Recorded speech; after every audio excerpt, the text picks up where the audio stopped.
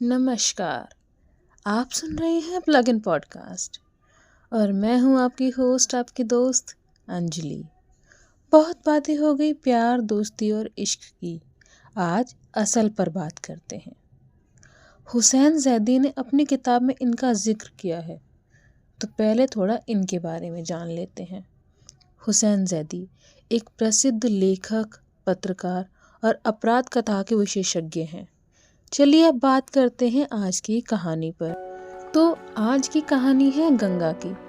हाँ, छकराना मत, बहने वाली गंगा नहीं, दिलों में रहने वाली गंगा की। हमारे लिए शायद वो कुछ ना हो, लेकिन कुछ लोगों के लिए भगवान के समान थी। वैसे एक बात मैं कहती हूँ, आज मुझे बताना नहीं पड़ेगा, आप खुद ही जान जाएंगे कि आखिर बात हो किसकी रही है।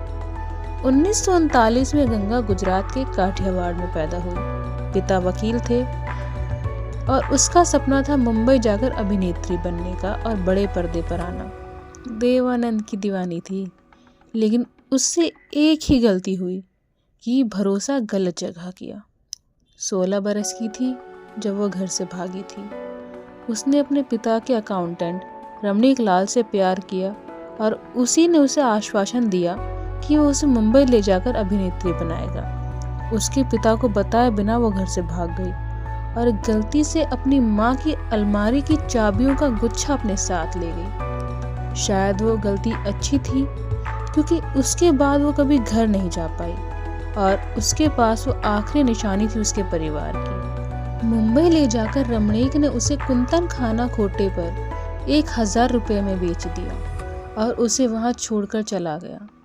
वो उस दलदल में फंस गई और जो उसमें एक बार फंस जाता है वो बाहर नहीं आ पाता।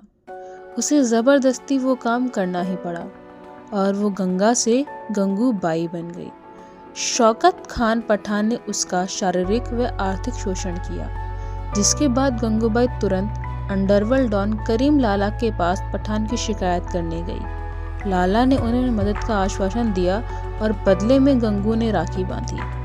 इसके बाद लाला ने शौकत खान को चेतावनी दी और मारपीट की। तब से 1960 के दशक के दौरान करीम लाला की बहन के रूप में गंगूबाई की प्रतिष्ठा बढ़ती गई।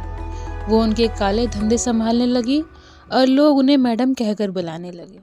कमाटीपुरा में 1922 में स्थापित Saint Anthony girls high school ने बुरे प्रभाव वाले क्षेत्र को साफ करने के लिए एक अभियान शुरू किया। इसके चलते वैश्यालय को हटाने का आदेश दिया गया। गंगूबाई ने इसका विरोध करते हुए प्रभावी रूप से तत्कालीन प्रधानमंत्री जवाहरलाल नेहरू के सामने अपना मामला प्रस्तुत किया और परिणाम स्वरूप वैश्यालय को हटाया नहीं गया। वो कमाटीपुरा की माफिया क्वीन बन गई थी। वो यौन कर्मियों के अधिकारों के लिए लड़ती, वैश्यालयों की मालकिन होने के बावजूद लड़कियों के शोषण के खिलाफ काम किया और कभी भी किसी महिला को जबरन इस पेशे में नहीं डाला। उन्होंने प्रधानमंत्री जवाहरलाल नेहरू से मुलाकात कर सेक्स वर्कर्स की समस्याओं पर चर्चा की। इस दौरान गंगूबाई वेश्यावृत्ति के धंधे में अनाथों और महिलाओं के विभिन्न मुद्दों के लिए भी काम कर रही थी। गंगूबाई ने कई युवतियों की काउंसलिंग की और उन्हें वापस भेज दिया, जो फिल्मों में काम करने के लिए अपने घरों से भागी थी और वेश्यावृत्ति में फंस गई थी। इस कारण सभी लोग आदर पूर्वक गंगूबाई गंगा माँ कहकर पुकारते थे।